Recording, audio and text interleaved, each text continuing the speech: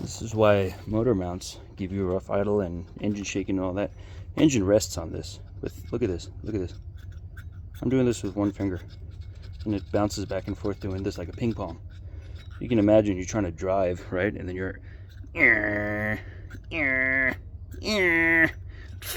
then you stop and then you go forward. So yeah, that's why you need to make sure your motor mount's good.